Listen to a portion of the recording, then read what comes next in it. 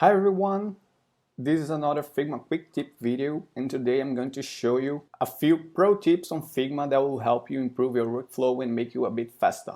So let's get started. The first tip I'd like to show you guys is the scale tool.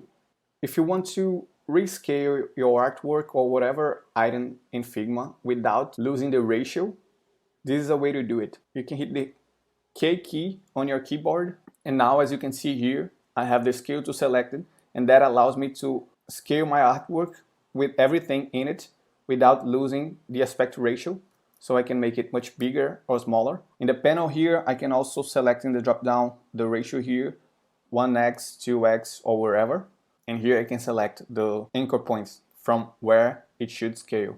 And as you can see here, although I have type inside my artwork, it is also rescaled accordingly.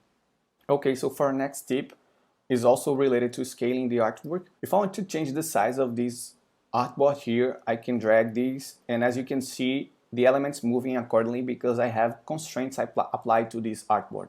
But if I want to add more space in this page without moving the elements, all I have to do is hit the Command key before dragging the artboard, and now the constraints are ignored during this drag. Once I leave the Command key, the constraints are back to function, and we'll change the elements inside. Another trick related to resizing is for the text box. So let me duplicate this here. As you can see, I have this text box here. It is in the box format. If I double click on the bottom line here, it will change to the auto height type. And if I double click the left side with my arrow key, now it will become a line text without a width. Our next trick is something that can be really annoying if you don't know how to use it. So if I want to drag this element here to be cropped by the artwork and be only halfway in, when I start dragging here, sometimes it goes out of the artwork and it's really annoying to try to get it back. So let me make this bigger. And if I hit this spacebar after start dragging, it will keep my element inside the artboard. It doesn't matter how far I drag it. Going forward with the next strip, as you can see here, I have this cropped circle here. I can do this by simply creating a circle and dragging its arc tool, and I can make this crop in the circle. So this anchor here controls the thickness, this other one controls the spinning, and this one controls the length. All of this by simply using a circle without having to combine elements. So this is a very cool feature for you to build graphs and charts.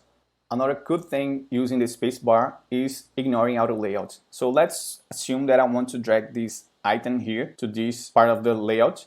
And as you can see, I have an auto layout here, and he'll try to merge them.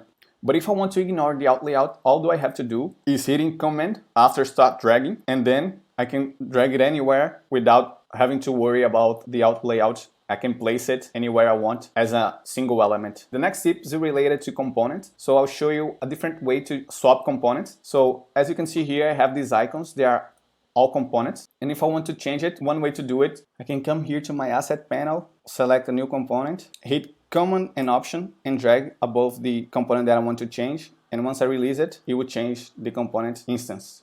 For an extra tip, I'd like to show you something interesting that Figma does that allows you to change the color by its name. So I have it here, the color with the hexadecimal. Type it, let's say blue. It will change the color to pure blue, and I can use any color name like purple or red. You can play around with the name of the colors and change whatever you want.